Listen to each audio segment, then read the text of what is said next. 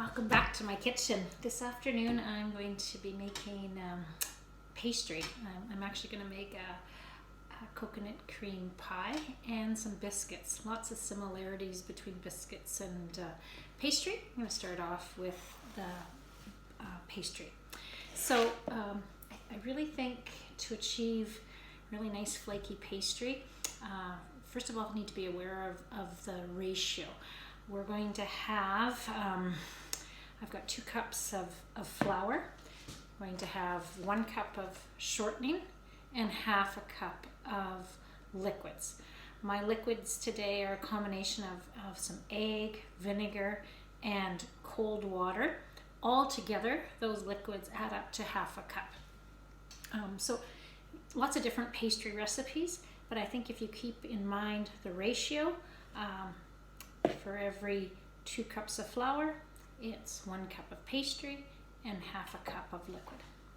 My pastry I have very, very cold. I actually have it in the freezer and shredded a little bit, chopped some up. I think key to flaky pastry is keeping your shortening or your lard very, very cold. So that chopped up, shredded up cold pastry is going to get added to your flour. My flour, I added a little bit of baking powder, some salt, some brown sugar, but again, 2 cups in total. Once you have your shortening in your bowl with your dry ingredients, you're going to use a pastry blender and do what's called cutting in. So it's just a mashing motion to get the pastry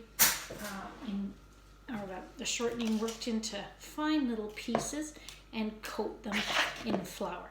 So before I actually start using the pastry blender, I'm just going to kind of stir the little pieces that I've already cut into small chunks, stir that into the flour, and then start the cutting in. So the pastry blender is sort of rounded on the bottom. So if you do a little bit of a rocking motion to cut that in.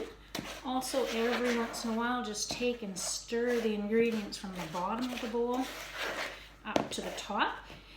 Our goal here is to get the shortening into little pieces about the same size as oatmeal. So when you're done this cutting in process, your bowl should resemble the size of oatmeal.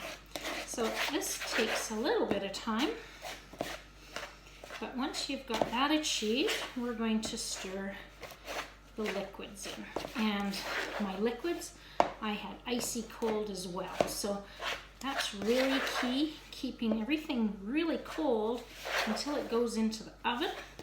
And in the oven, that shortening is going to melt, and a little melted pocket of shortening cavity is going to fill with air, and the air is going to expand, and that's what's going to force the layers of your pastry apart and give you a really flaky product. Okay, so I think I've got that to the right consistency. So you're scraping that off. Just let you have a look at how that looks. Now I'm going to take the nice icy cold water and just drizzle that over the surface of my dry ingredients. I'm going to grab a fork and just lightly stir these ingredients together. Once they start kind of holding together into a bowl, you're going to have to use your hands a little bit just to do a final kneading process. You want that to be as minimal as possible. Your hands are warm and your hands will start melting that shortening, and we don't want that to happen. So I'm just going to clean this off, dump all my ingredients out on a clean countertop, and just give it a very light kneading, like maybe 5 or 6 times. And basically we're done. I'm going to wrap this in saran wrap and put it in the fridge to chill. And when I come back, we'll roll it out for the pie. See you in a bit. Okay, I'm ready to roll my crust out. So I've taken the dough that I made previously and cut it in half. Half would be for the top crust, and this half is going to be for the bottom crust. I'm just making a one crust pie today, so that's all I'll be using. I've lightly floured the countertop and the top of the pastry. Sometimes just lightly flour the rolling pin as well. And I'm just going to roll this out. So we want it to stay nice and round. So you can kind of envision where the center point of your piece of dough is and just roll out from center in all directions. It should keep a fairly round position. Check throughout the rolling that it's not sticking to your countertop. When we're done, we need to get this off the counter, so important that you can lift it without it being stuck or cracked. Okay, you need your pie crust to be bigger than your pie plate because it has to be able to fit down into the sides, and also to make a proper edging to hold in your filling. So make sure it's big enough. Now, to get it off of the counter and into your pie plate, a couple different ways, but the way I'm going to show you right now is just to gently pull the pastry back onto your rolling pin, and then you can use your handles of your rolling pin to pick the dough up, and then just gently unroll the pastry into the pie plate. Made myself a little bit of hole here that I'm going to have to patch back up again. So really important not to stretch the pastry when it's going into the pie plate, or else it will shrink during baking. So just let it fall gently down into your pie plate. I have a bit of excess, and again, it's better to have extra than not enough. You can just go around and trim off the extra dough.